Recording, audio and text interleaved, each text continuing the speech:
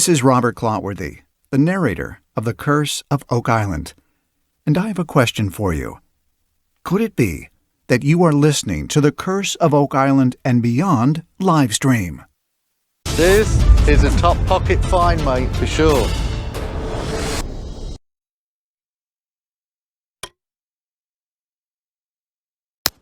You know, I like to think that anytime a group of real acorns get together, real Oak Island fans, like on The Curse of Oak Island and Beyond, I like to think that I'm there in spirit as your fearless leader. And I know you have another fearless leader there on The Curse of Oak Island and Beyond. Hello, Jeff Freeman. How are you? I was contacted by your friends Linda, Jan, and Jack, who just wanted to wish you a great night on this final, at least here in America, this final drilling down tonight, your last chance to look back on a very silvery season 8 and what might lie ahead. So it's an exciting night. I've got it on in my hotel room here. Why am I in a hotel room? Can't tell you. But I just want to make sure you all had a great night. Keep the faith as always, and thank you for all the wonderful support. And yes, I'm wearing a Bigfoot with a golf bag shirt, because that's how I roll. Thank you, everybody. As always, keep the faith. More to come. Stay tuned. Hey, everybody. Jeff Freeman and John Edwards here with the Curse of Oak Island and Beyond IDK. IDK. We'll call it. Whoa, IDK. As a teacher, yeah. I can't let that slide. IDK, Jeff? Well, it just means I don't know, right? We don't know. We don't have, guys, we've been talking about trying to figure out a good name for this thing. We're going to be doing little shorts, digging into some evidence of Oak Island. And we need to come up with a name, but I don't know. What do you think we should do? I don't know. Jeff, what are we going to do? Yeah, I mean, as a teacher, what are we going to do? What are we going to do? Contest. Ooh, I like that idea. We could do a little contest and see if some of the viewers and members would help us come up with a name. What do you think? I tell you, if you do the contest, I'll make sure to provide the prize. Really? Absolutely. As a teacher, I do this all the time. It'll be Oak Island related, and I'll send it to the winner's house or of residence. So, okay. Yes, we're going to make a prize. It'll be Oak Island related. I guarantee it'll be something good. Well, there you go. So you hear that, folks? We needed to come up with a name for this. And as I was saying, we're going to be digging deeper into some of the evidence. Digging deeper. Did I just say that? I did. Yeah. We're going to be looking into some of the evidence over the years and years and years of Oak Island. That has well recorded through pictures and maps and all that kind of stuff. But we need, and these are going to be little short segments. So we need to come up with a name for them. We'd like to make it simple, something, just a couple of words, Oak Island and Beyond. Snippets or whatever it's going to be. Yeah. So we're going to leave it up to you guys. Give us some suggestions of what you think we should call this. And as John was just saying, we're gonna pick a winner, and he said, you guys, you heard me say it, and once I promise something, I do not go back. You will have a prize sent to your residence, and it'll be something awesome. Oak Island related, and I will make sure it's a quality prize for the name of the show. It's completely it's worth it to me, Jeff. Yep, you heard it here. We're gonna give out a prize, and you help us name the show. Something short and sweet. Yep. We'll go over all of them, and make sure you put your name on them so we can know who's submitted what. And then when we pick one, we'll contact you, and we'll come up with the prize that John's talking about. So Jeff, can you, before we go into what we're actually going to do tonight, can you explain kind of the format of the show a bit and how long? It's 20, 30 minutes. Yeah. And how do you envision this? Yeah. It's going to be basically 20 to 30 minutes for each show. John and I have talked about some different subjects that interest us, and we hope that they will interest you as well. Now, these little segments are going to be digging into particular areas, like I just mentioned earlier. When you get down to looking into researching something, some of the most important things that you need in this research, two right off the top, are old photographs, if you can dig them up, to get a look at the island. Let's just keep it in reference to the island. And the other thing would be like old maps. And then you want to talk about old papers you find where people have written down previous researches, right? So we're gonna delve into these deeper. Now, does that mean we're not going to talk about like subjects like the eye of the swamp, which really interests me?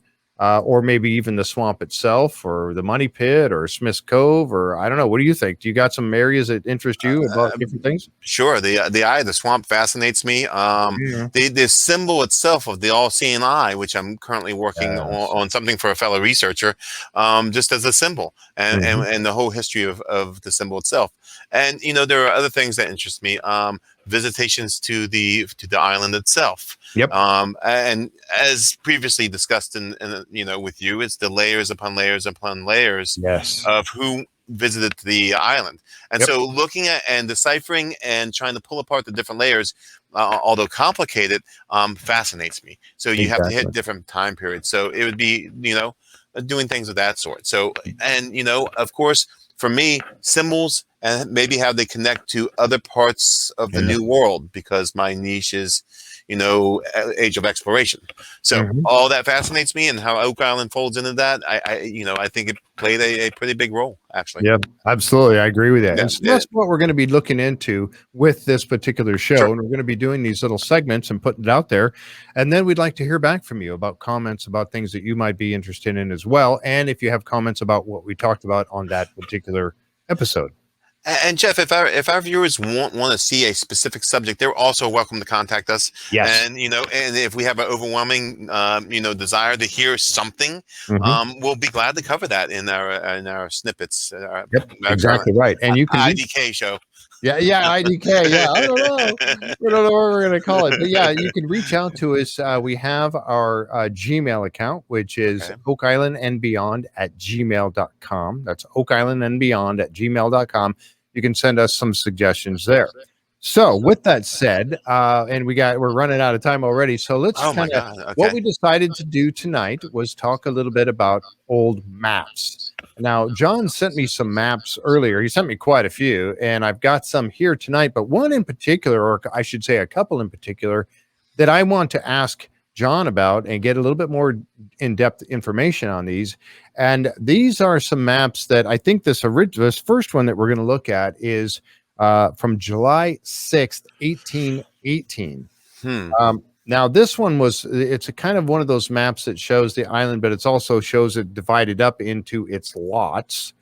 And there's some interesting things about this. So, I'd like to bring this map up if we could and kind of delve into this a little bit. What do you think, John? I think it's fantastic. Go for it. All right. So I'm going to bring this up here. Excellent. The first picture. Now, there's several pictures, folks. I'm going to bring this up and I'm going to show you some of the information that I have. This is really cool. Now, this is showing us. Hold on just a second. I got to share here. I should have had this already. I'm flipping a little bit here. All right, here we go. It's IDK. Right. Yeah, I don't know. So this map here is really cool. And as you can see down here at the bottom, folks, it says July 6th, 1818. DW. I'm not sure what that says. DW. I don't know, but I believe that's the surveyor's name because it says surveyor underneath. Yes. Oh, yeah, you're right. You're exactly right. Okay, now, this particular map I really like. Now, I noticed that it's showing several of the lots right there in the Money Pit area. 16, 17, 18, and 19. And if you remember your history, John Smith bought those lots. Now, he was one of the original people that found the Money Pit, wasn't he? Yeah. It was Smith, Vaughn, and McGinnis. And what's interesting about that is I went back into the Lunenburg archives, and there's a lot of paperwork. Marriages, wills, last will and testament, where all three of them were basically witnesses for each other's paperwork, and so they were definitely related. As friends, very close knit families, and that's also where the name Smith Cove came from, right, Jeff? John Smith owned that. Yes, okay. Exactly right. Because you're right. And I'm going to use my mouse pointer here. I know it's really small, there's but Smith Cove right there. Yep. Right here by the lot that lot 19 that he owned. Yeah, lot 19 is right there at Smith's Cove. And there's a couple other names in here that I. Well, what was interesting about this, Jeff, when I looked at it, and I did post it on a former Facebook page I had, and actually a Facebook, I don't have the name, a Facebook user brought something to my attention, but I'll get to that in a minute. What's interesting about what you have is you have two handwriting samples there. Okay. You noticed that. You have the handwriting that's 13, 14, 15, 16, 17, 18, 19 Right. lots, and then 12. And there's another part of this. Can we go to the other part of it, Jeff? Yeah, I believe I have it right there. Yep, there it is.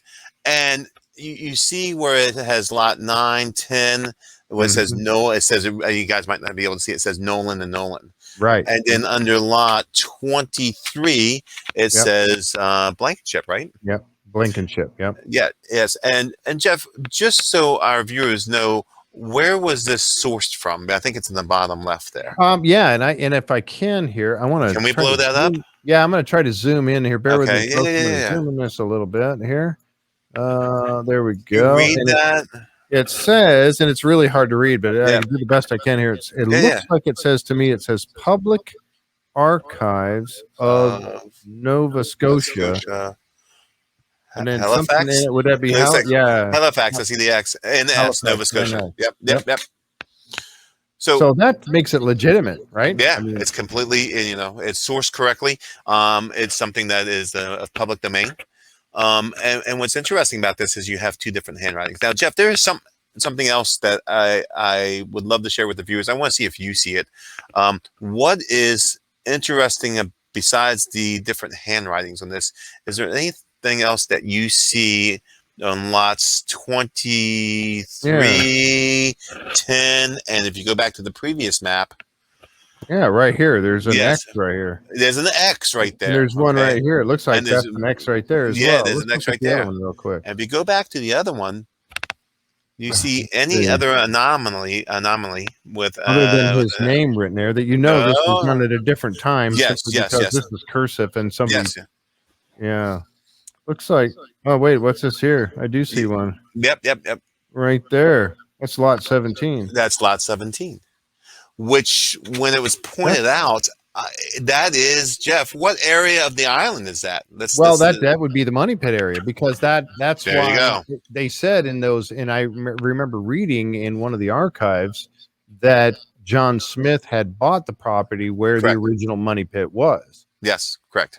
And that's right there. So that X would, it doesn't tell us that that's the Money Pit, but that's kind of. And so, as a researcher, I had two questions, Jeff, on this.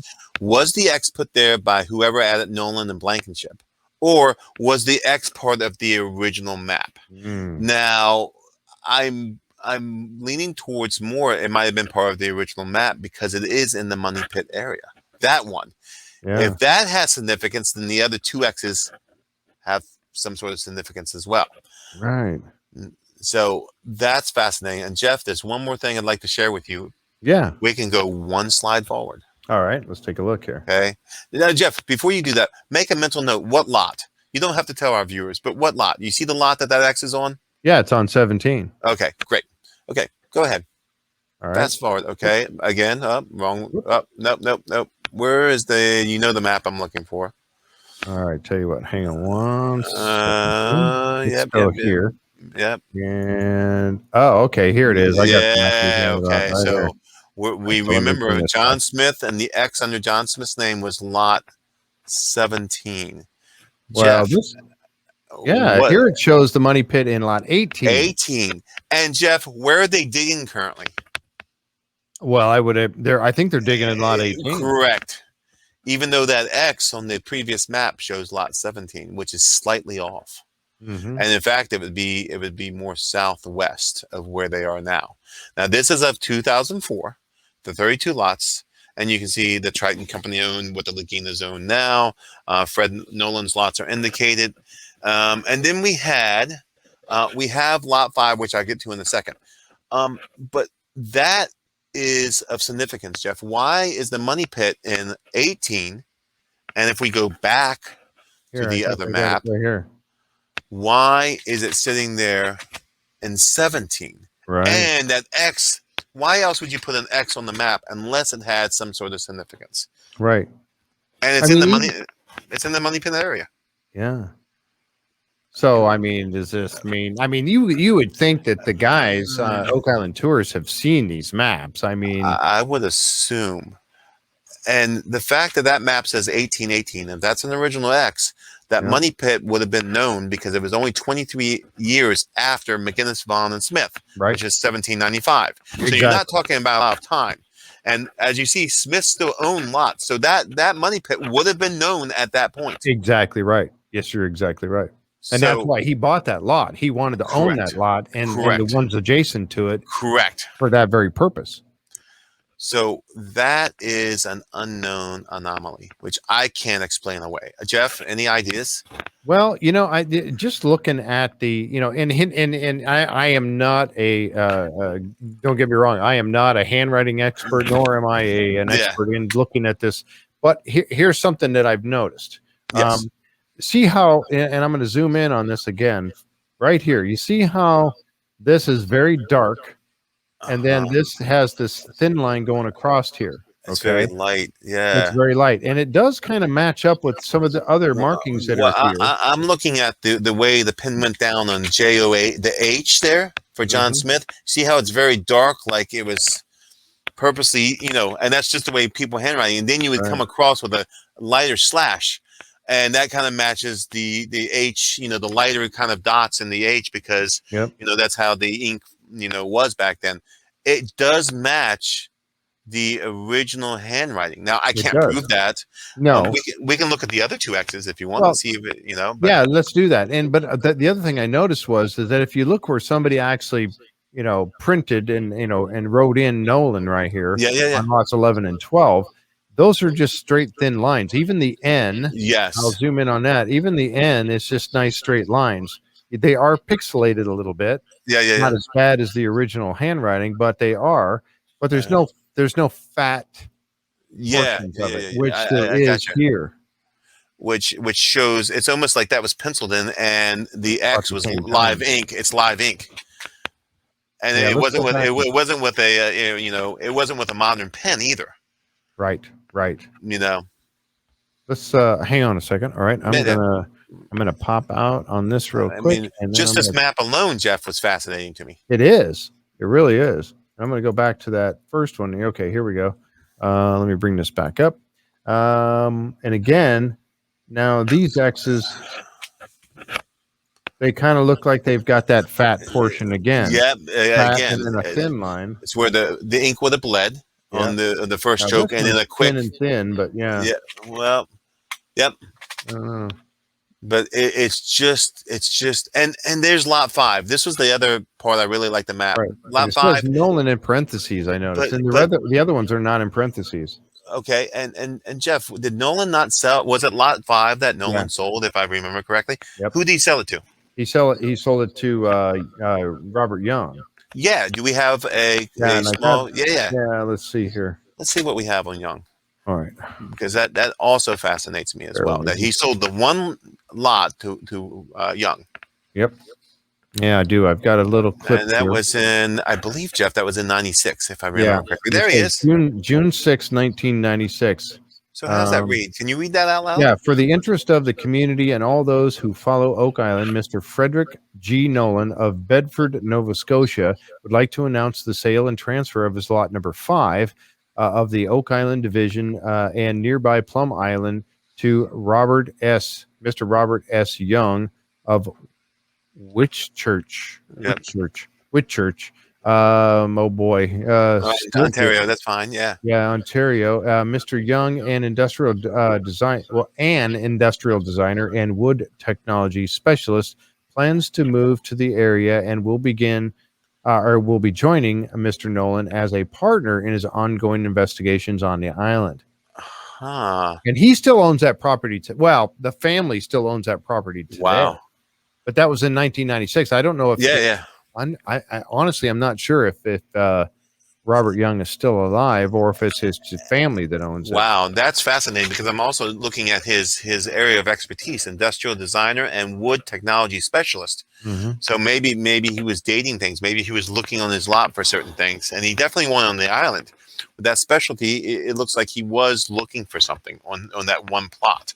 Yep. And Fred Nolan was willing to sell lot 5.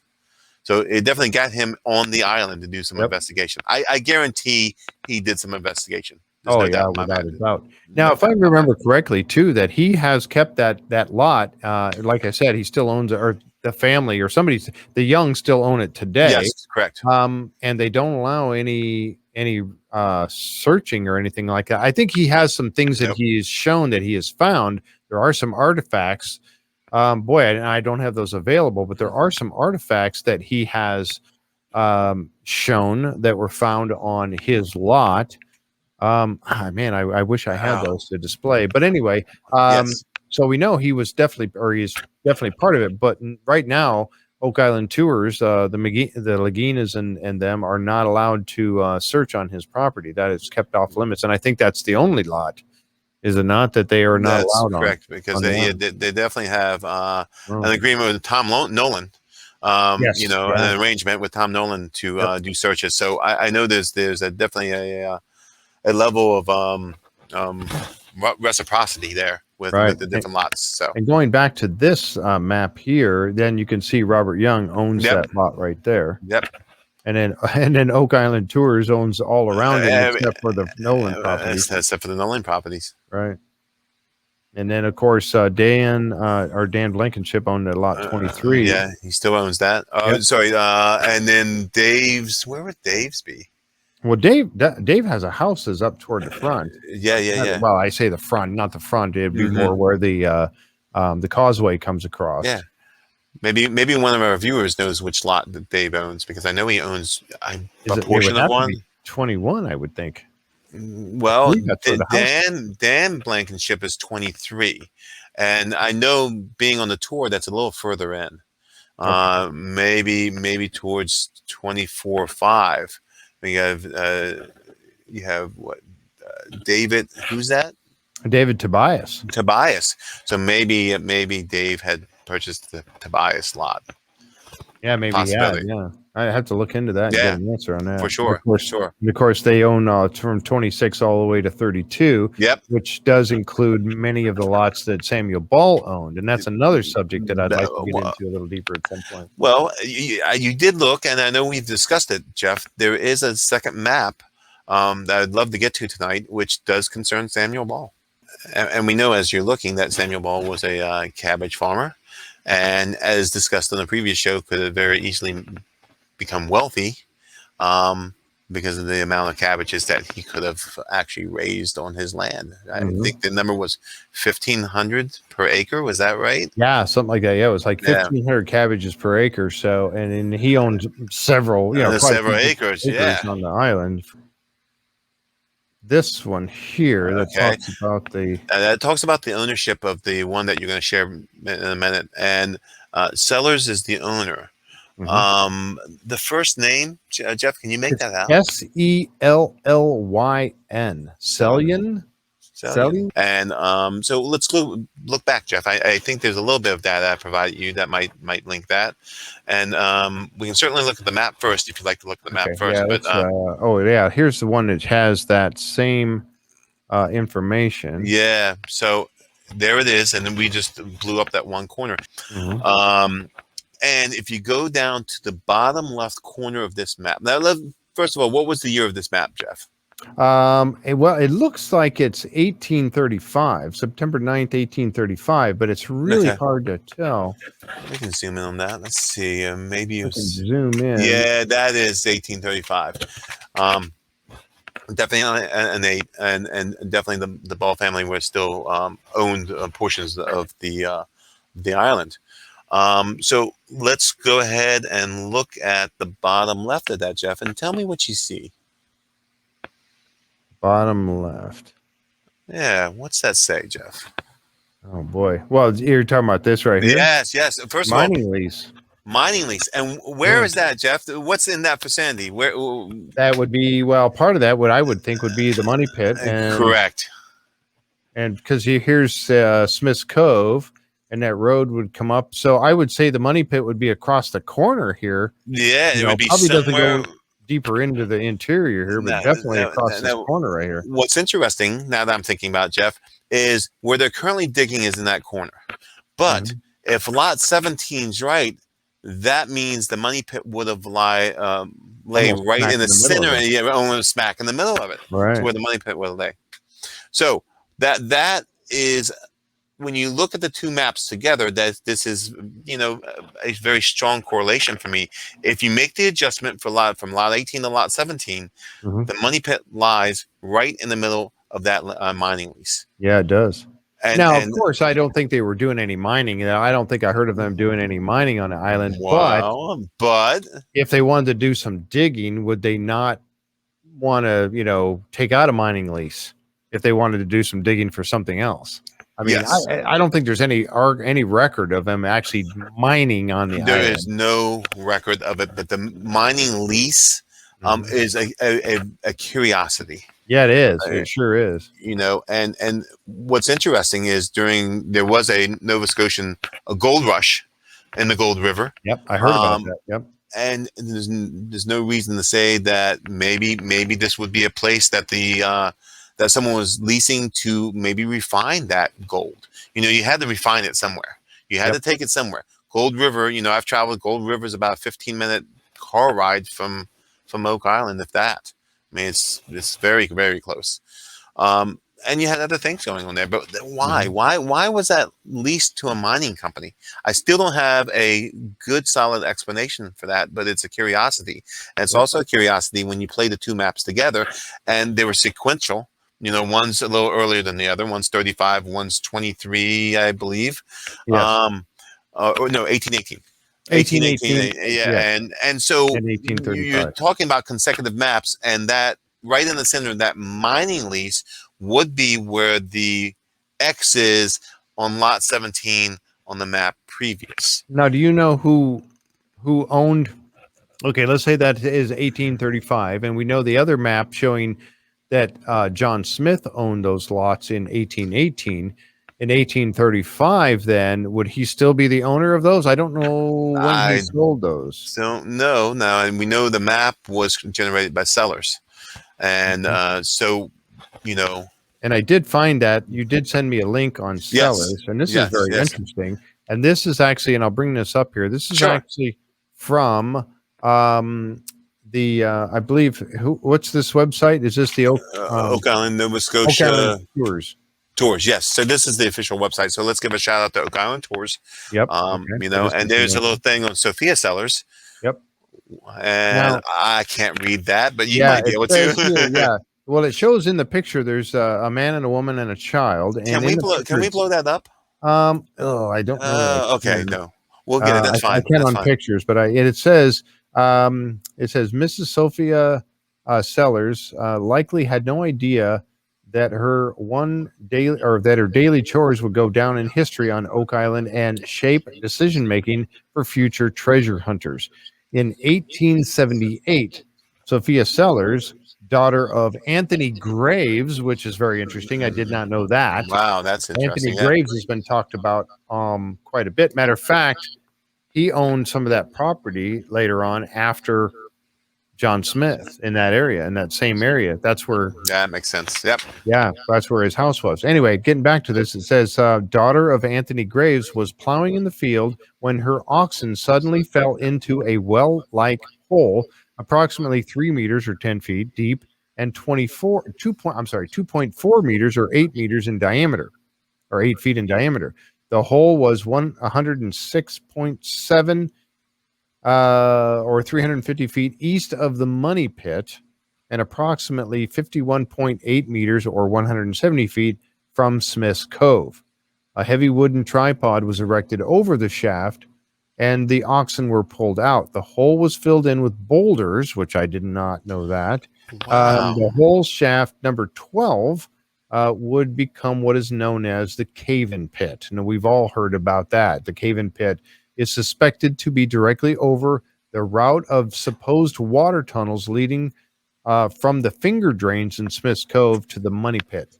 It may have surfaced convergence point called a vertical shaft. So, Jeff, do me a favor. How many? It was east. How many feet east was the cave-in that the oxen fell in? Let's see. It was said the hole was 106. Or I'm sorry. Let me just use feet. 350 feet east of the money pit and approximately 170 feet from Smith's Cove. Okay, so that should be pretty easy to find, right? Because it was filled in by boulders. That should be a pretty easy find. Now, if we back map from where that the boulders were put into that pit, it gives you exact feet to the money pit. Yeah, now that I think about it, and it gives you a little triangulation with Smith's Cove. So you could almost back map that map with that description. Yep. And back map to the money pit area. It's pretty good because the money pit's going to have to match that description. Yep. And I'm still thinking lot 17 because of the 1818, and it would have been known. It would have been known in 1818. Right. And that's pretty suspect because that would mean now here I do have a picture. It's a satellite picture. Okay. Let me bring this up here real quick. And this is just a satellite picture. Now there's no markings of feet or anything like that on there. And unfortunately, I don't know that I can make this any bigger. Let me see. No, this is good. I can zoom in a little bit. Yeah. But that looks to be now this is the money pit. I'm sorry, this is 10X right here. So that does not correspond with the X in lot 17. That's too far up.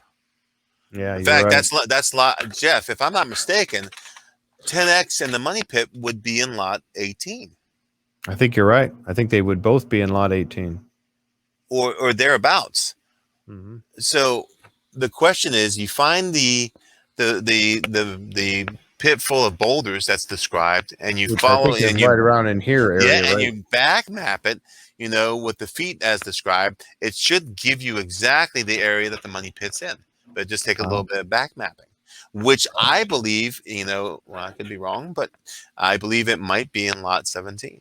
And if that's on Oak Island Tours, website, so they would know this information. They would know this information. Now I'm not sure if they've done an analysis of the maps or not, and looked at both maps and how they correspond because sequences, and they sequence the one map and then the second map, and it's just curious that at X lands right in the middle of that mining company lease.